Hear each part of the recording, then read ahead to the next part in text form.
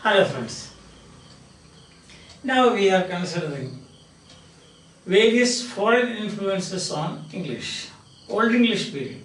That is the first 700 years of its existence in England. And now you see, now we have the second influence. The last class we saw the Celtic influence. Celtic influence, you saw words, for example. Many words entered into the language. So enrichment of language begins. Understand? Now the Celts, they had contacts with the Anglo-Saxons when they came there and so on, we saw. There's no point in repeating that because it is just like a short story.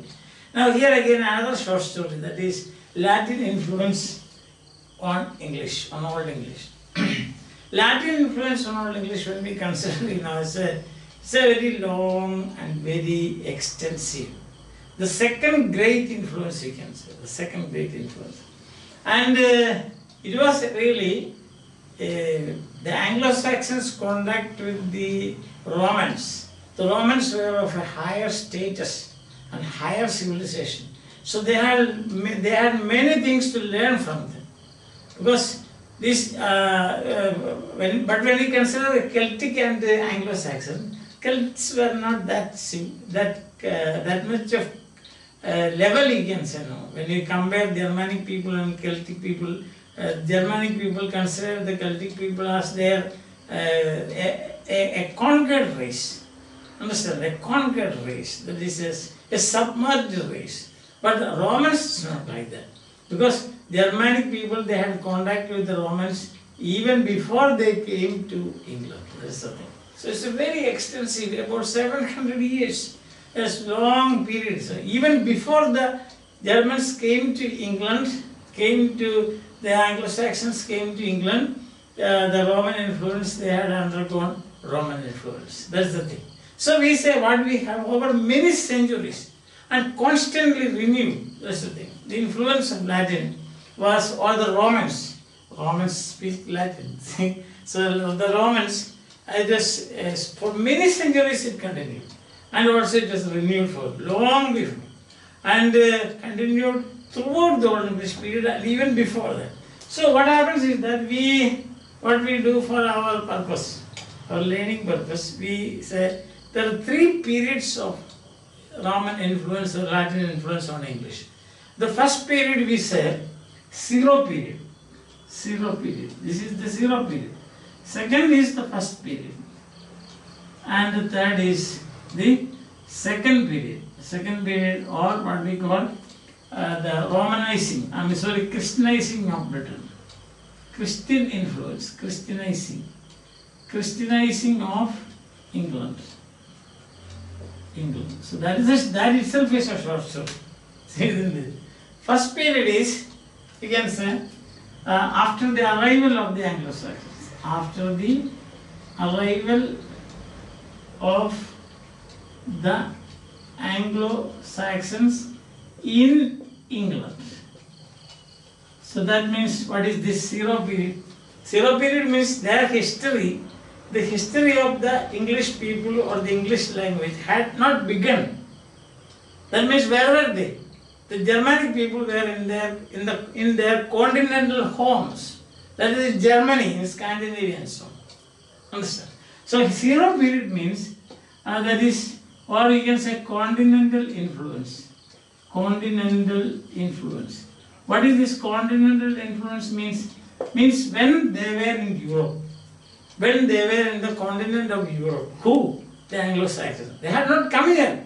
Or you can say before 450. Before 450. So the Latin language influenced the Germanic people before 450. What is this 450? 450 is the cut-off date. What cut-off date? The arrival of the Anglo-Saxons in England. So even before the history of the English people and England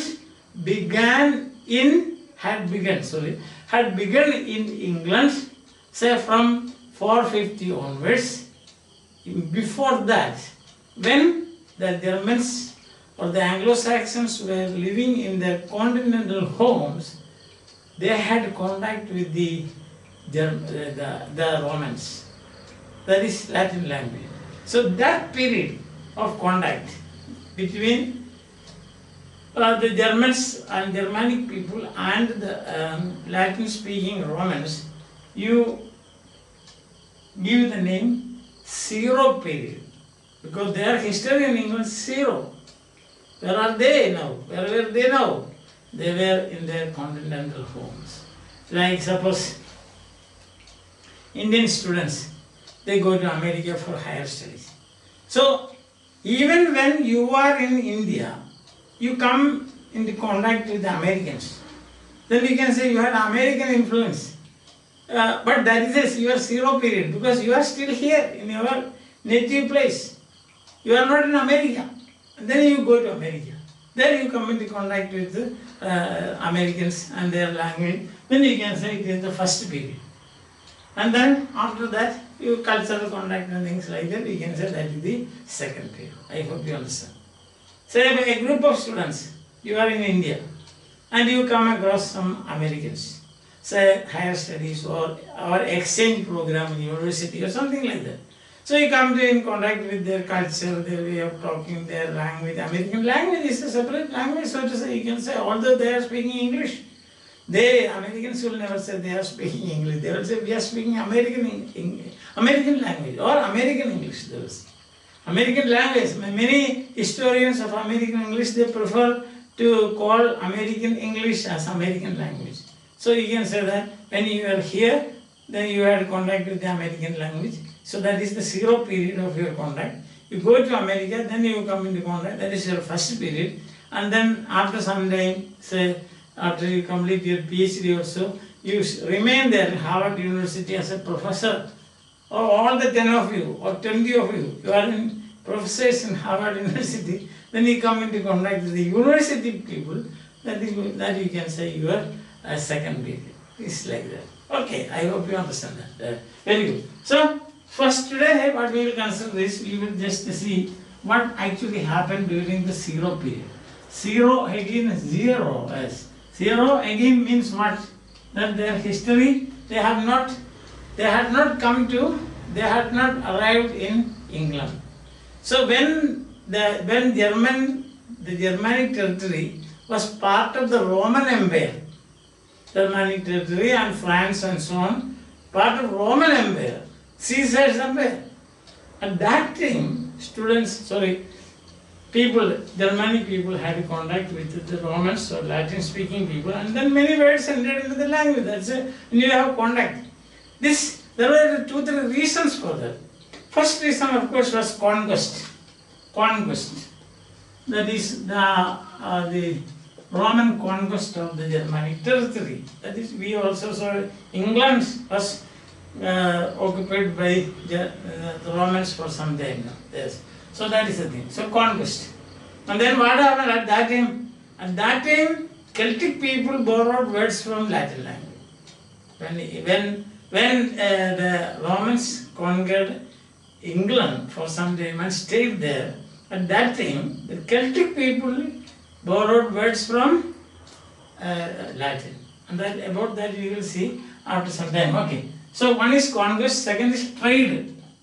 Trade relations. So conquest and war and migrations. Conquest, war and subsequent migrations of the Latin speaking people. Then trade relations, trade relations. And then third is educational. Means young young people from Germany went to different parts of the Roman Empire for higher education. When they came back, they took with them glowing reports, account of the Roman life and Roman Empire and so on. Understand? So that is education. So this is the trading. Trade, then education and so on. So you have got very new ideas. Words expressing new ideas, they borrowed from or they adopted from that is when they were in their continental homes. That's why we call it zero period. But what are the type of words that they adopted? That's what it is. See, words are related to trade. Then wine, because they used to drink it quite a lot. Because military people Even now we have got here military quota and all those. Then domestic life, food, like then building materials, and then some miscellaneous words. So these are the things. So we will see few words like this, remember, and then we can establish the fact that even when they were in the continent, they were influenced by the Germanic people, that we can see. So this is the way. This is the corpus. Corpus means the body, by which you establish the influence of one language on the other. Now yesterday I told you about yesterday in the last class. Of course it was yesterday, but last class you remember I told you about how Urdu words entered into Hindi language, Avrat, then Azadi, no, etc. In the last class I told you about it, like that. So this is how you. But usually what happens is a foreign language doesn't extend or doesn't affect the grammar and grammatical theories of another language, because that's a different thing altogether. But the words, of course, they can. So as I told you, there are three periods. First is Syro period, then we have first period, and then we have got Romanizing, or second period we have. Now we are considering only the first period. And first period, you see the list of words that we are going to see. Now the words that you get is new ideas and so on. For a battle, about war, words related to war and so on, we can see. Camp, this is Latin word, camp. Camp means battle. Battle. Camp is a Latin word meaning a battle, yes. Then second, S-C-G-N, second, means banner. In battle we use banners. Banner. Today also you have got banner headings like this. Banner, that's it. So this is another one. So camp, then we have got second, that's it, second. And then you have got the wall, that's wall. You see, wall is also part of war and battle, war. Because you say, back to the wall, we have got a phrase like that. Then pit, that is Latin, P-Y-E-T. Pit means pit. Digging pits now, regard for the strat. S-T, strat, means street. That's it, understood, street. So this is, because you want to, for battle, for war purposes, you need rods. So that is street. Then mill, that is mile. Today our mile. So that is, today we don't say mile, but we say how many kilometers. that is a mile. So these are some of the words, new ideas. Because Germans have no idea about these things. But camp means battle. What is given in bracket is meaning. What is given outside the bracket is the Latin word. Camp, second, vial, pit, strat means street, mill. So that is one set of words. Okay. Then we will have another set of words. You will find 3 or 4 sets of words you will get. Because this is in the early periods, that is the Syro period is one of the least of the influences. Of course, when we come to second and third is there. Third, it is, we can say, flood. Third is a flood. The floodgates of Latin words open with Christianity coming in. That's the thing. Then you have trade. Trade, words relating to trade. See, for example, we have got a mangere.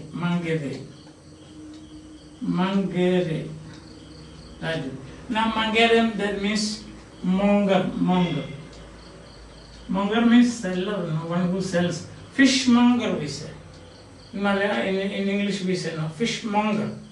So, a person who sells fish, that is fishmonger. Then, mangum. Mangum means trade. We have already seen a trade relation. Trade, mangum. Mangum whose? Mangum whose?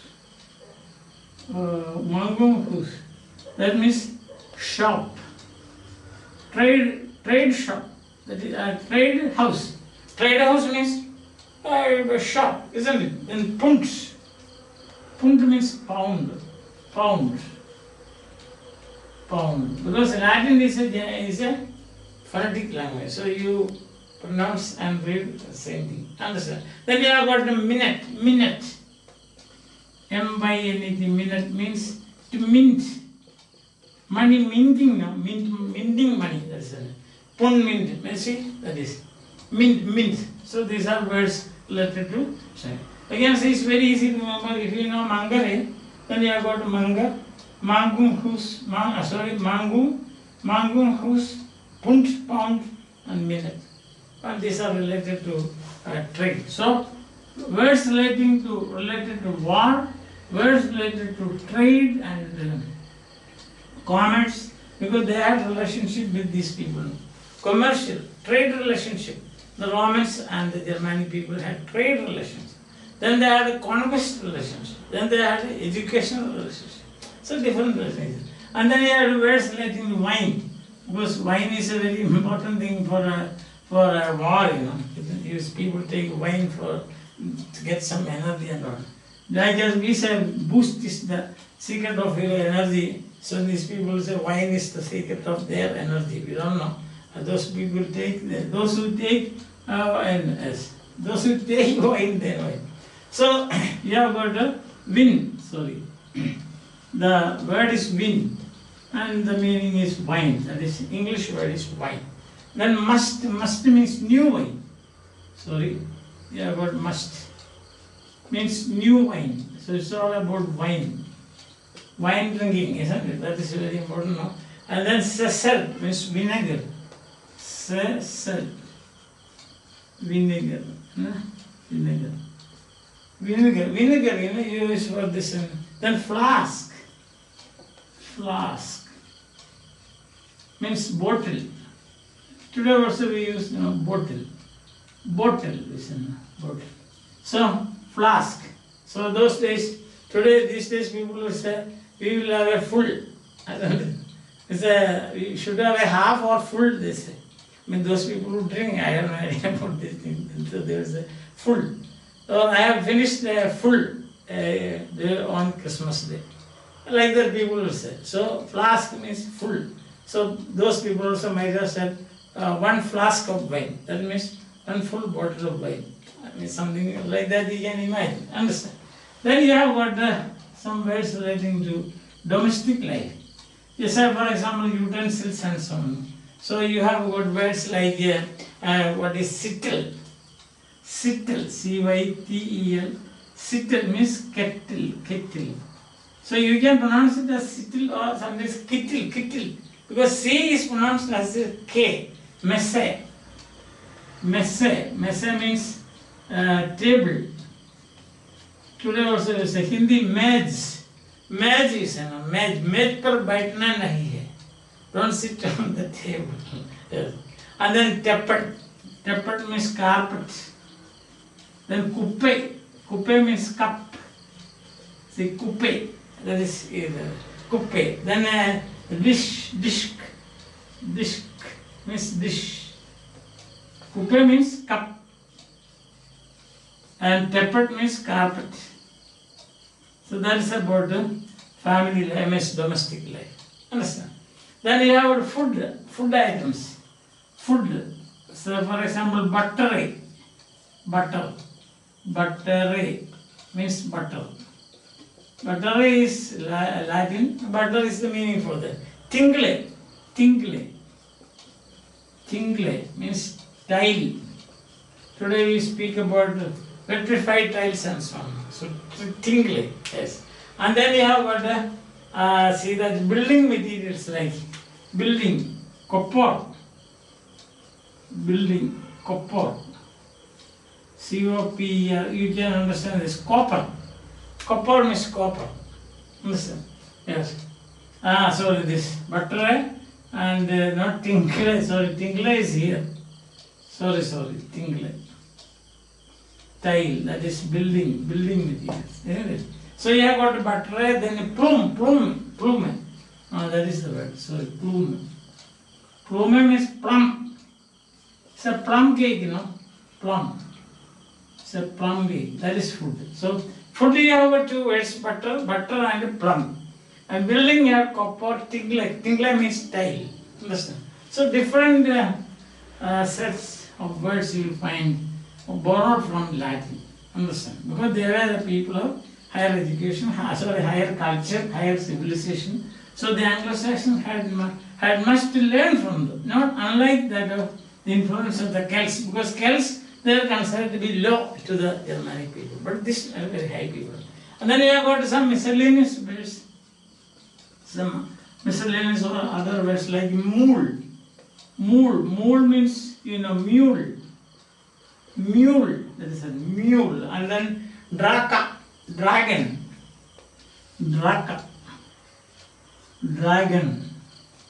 So the dragon. And then you have got words like a sicko, means safe. Sicko, safe.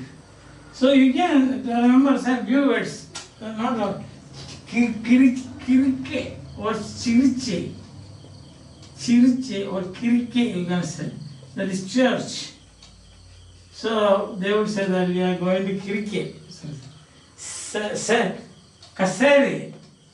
Kasere means emperor, Caesar. Emperor. See that? Kasere or Cesare. Saturnus died. Saturnus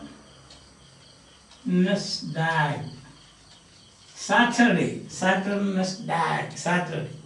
So these are words. I think more than 50 words or so. Now these are different words belonging to different categories.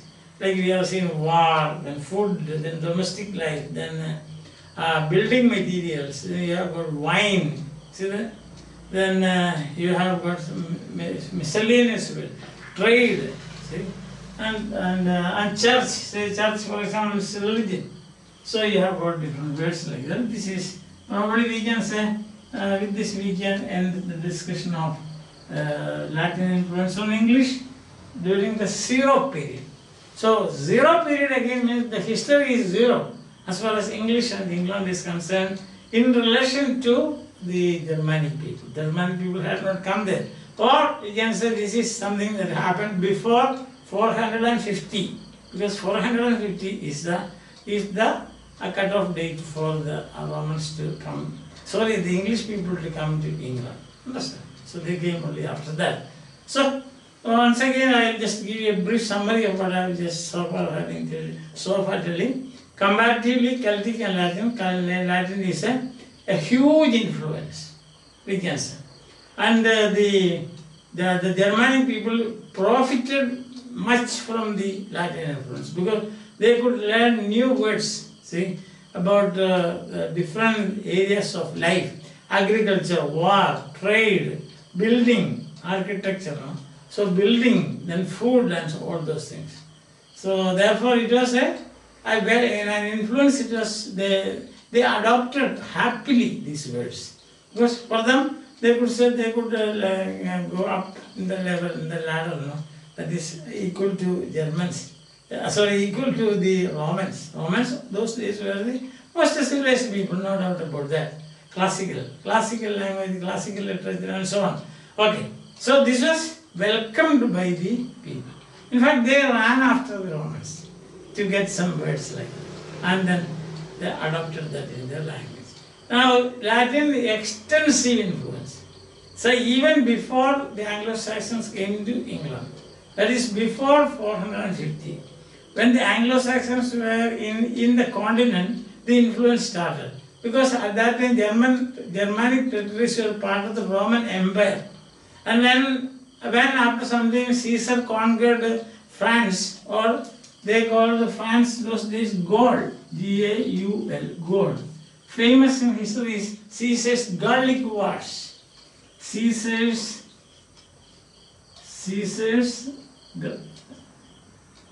Gallic Wars. Gallic is adjective from Rome. See, Gallic Wars. Now Gallic Wars means Gaul, that is France. So for some time France was under a part of the Roman Empire. Then whatever trade routes opened. And so Germans, they went to all different parts of the Roman Empire. So they came into contact with the Romans. And so trade, for example, trade, words belonging to trade. Now, as far as at that time, so the history had not been, as far as they are concerned, the inauguration of England or English people in England had not taken place. So we say this before, so it is zero period. Influence of zero period. That is when or you call it the continental borrowings. Either you can call it, so it is written here, continental influence or continental borrowings. So someone can ask you a question, what do you know about the continental borrowings of the Anglo-Saxons? That is a continental borrowing, that we don't know. No, you should know, because that is when they were in the continent, understand? Yeah. So then we can say how it all happened. It happened because trade relations is there, and conquering is there, then young people went to different parts of Roman Empire, just as we go to different America, Australia, Canada, Germany and so on. These days, our students go. Those students, they were adventurous people. They went to different parts of the Roman Empire. When they came back with all the glowing accounts of the Roman civilization. So the people there died. Their eyes were dilated to hear all those things. Culture, civilization, and decent life, gentlemen, and all those things. So they thought, then we should culture. The best way to transmit a culture is to learn somebody's language, understand? So that they started learning these new words whenever they got. So that is the period we call continental borrowings, and we have got words belonging to trade, war, then you have got food items, then you have got recreational aspects, that is wine and so on. And then you have got building, because the Romans built streets. So the Romans were very famous for building streets, means roads and villas, Roman villas, and Roman luxury living. Romans were famous for that. In fact, they are notorious for that, you can say. I hope no Roman is sitting in this class to attack me when I say they were notorious. No, they were not notorious, but they are inverted commas. That is, they were very famous. So negatively famous. That's what I'm trying to tell you. Okay. So there you are, and that is the end of the Latin influence on the English language during the zero period or continental borrowings, you can say, or before the arrival of the Anglo-Saxons in England, or when Germanic territories were part of the Roman Empire. I hope it is clear to you. Okay? So tomorrow or the next class we will take it. Influence of the first period, or that is also called Latin through Celtic. Latin through Celtic. Why? Because when the Anglo-Saxons came to England, there were already Celtic population, and this Celtic population had borrowed words from Latin, and these words entered into the English language. So it is through, understand that. That's why it's called as first period or Latin through Celtic. These are just, juggling into words also. So we have got, and then of course the flood, as I already told you about that, the floodgates of Latin words are opened with the coming of Christianity. Introduction of Christianity in England. So that is how it happened. Roman missionaries, Latin speaking missionaries, they came to England and they started Christianizing England. See that? So those things very nice, so we can say you can learn it as a short story, and this short story will continue in the next class. Until then, we will say bye for the moment. Have a nice time. Enjoy your